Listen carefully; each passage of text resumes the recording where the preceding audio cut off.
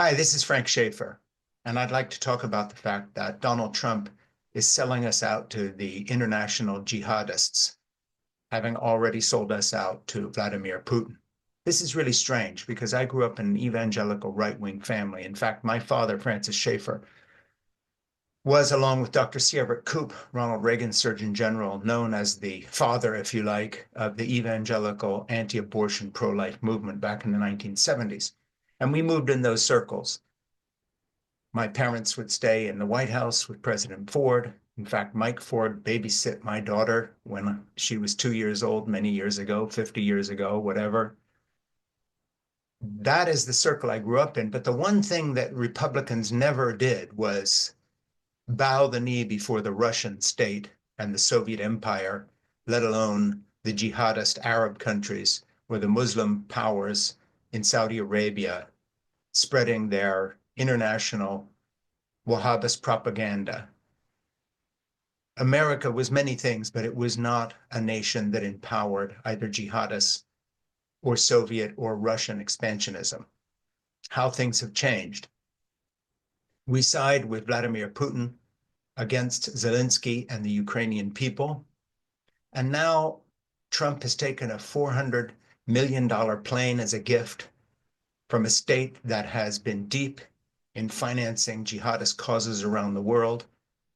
He's in Saudi Arabia, bowing before a royal family that had a journalist living in America murdered in one of their embassies, Saudi embassy, cut up with bone saws. Somehow that's okay because Donald Trump and his son-in-law, Jared Kushner, and the rest of the family, when not cashing in on Bitcoins they've sold to gullible MAGA followers, now are cashing in on their connections with the international terrorists who financed 9/11, provided 19 of the 20 hijackers, and who were forgiven when, instead of attacking them because of the Bush family oil connections, we attacked Iraq for no reason that had nothing to do with 9/11 and let the Saudis off the hook. So Trump is not alone in doing this. But now he is making business deals in Saudi Arabia, all of which will function to make his family even richer, a family that has become $1 billion richer since the election, and now is adding a plane to their collection of private enterprise and cashing in grifter-like. Oh, and of course, he's taken Elon Musk with him, who will also cash in as another grifter on a connection with Saudi Arabia that he already has, who helped fund his takeover of Twitter, turn it against the United States, make it pro-Saudi, and all the rest of it. Where will this end? You know, I have friends living in my neighborhood who voted for Donald Trump. Is this what they voted for? Did MAGA voters vote for him to get a $400 million plane that he wants to keep after he leaves office? Did they vote for him making deals with the Saudis, these international funders of jihadists across the world? Did they make a deal with him to back Vladimir Putin instead of Ukraine? To basically dismantle NATO and tell European allies that they are on their own? You know, I'm 72 years old. I've seen a lot of things, but I've seen nothing like this. And by the way, this has nothing to do with politics. I would be saying the same thing as a Republican if I could have gotten in a time machine in the 1970s and 80s when I was a staunch evangelical right-wing Republican, helping to form a movement out of which MAGA came as it stormed the Capitol. Mea culpa, yes, that had to do with my family laying the groundwork for religious right activism. But fast forward to the present, would anybody have believed back in those days, Dr. Dobson and all the other right-wing activists who were going to Russia, trying to involve the Russian Orthodox Church in our culture wars and all the rest of it, on and on and on. But would anyone have believed that Donald Trump would abandon American interests and make deals with the Saudis and the Qataris and these other people in the Middle East, funders of jihad globally, cut deals with them to his own personal benefit, undercutting American security internationally, undercutting our efforts against terror?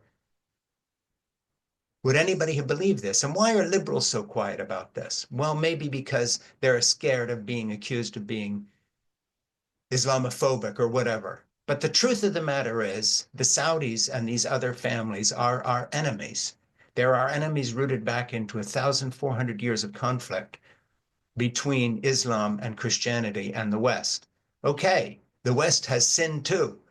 The Crusades and all the rest of it. I am not saying that we are in the right and they are in the wrong. I'm not even commenting on Christianity as superior to or inferior to Islam. That's not my point here.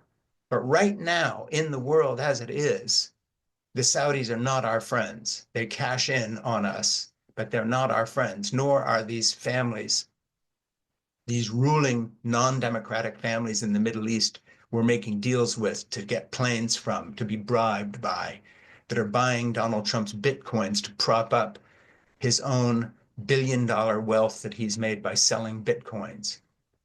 Nor are our friends here in this country like Elon Musk cashing in on this, as now Donald Trump is allowing all these agencies that should be regulating Tesla and SpaceX and Starlink are deregulating them, giving Musk what he wants.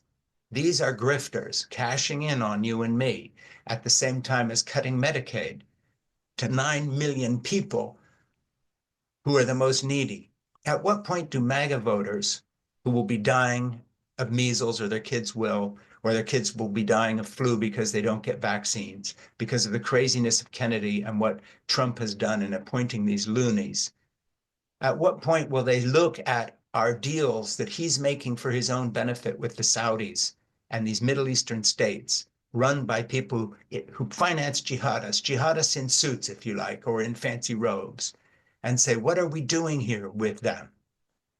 At what point will someone say that you can't back the state of Israel and back the chief financing of jihadism all over the world coming out of Saudi Arabia from their business communities, like the bin Ladens and all the rest of them? At what point will real questions be asked by people who consider themselves conservatives? Why are we sucking up to the Russians, who are the historic enemies, not just of Europe, but of the entire world, and always have been, with their wars against the Ottoman Empire and their wars against Sweden? And Peter the Great, who amused himself by torturing people with his own hands to death, whom Putin quotes, or the Russian Orthodox Church that kept people steeped in a servile state of serfdom for centuries. What are we doing, giving away our own democracy and sucking up to these natural enemies of a democratic, free country where there's free speech, where our leaders don't cash in on their office? No president in American history has been as corrupt as Donald Trump. Everyone knows that is true, even MAGA voters, but they somehow wink at it and say, well, this is just part of the deal. But it's not. And sucking up to the Saudis and to the Middle Eastern kingdoms and sucking up to the Russians is not what American presidents do. When he comes home with his $400 million jet, when he comes home with Jared Kushner, billions of dollars in deals with the Saudis, and his friend Elon Musk, billions of deals with the Saudis, as taxes are lowered again for the billionaires, as deregulation allows Starlink to do whatever it wants, put up tens of thousands of more satellites to corner the entire communications network for the globe. At what point does someone just scream corruption, treason?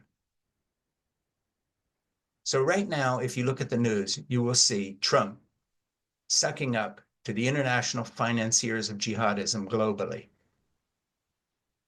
and have been for the last 50 years.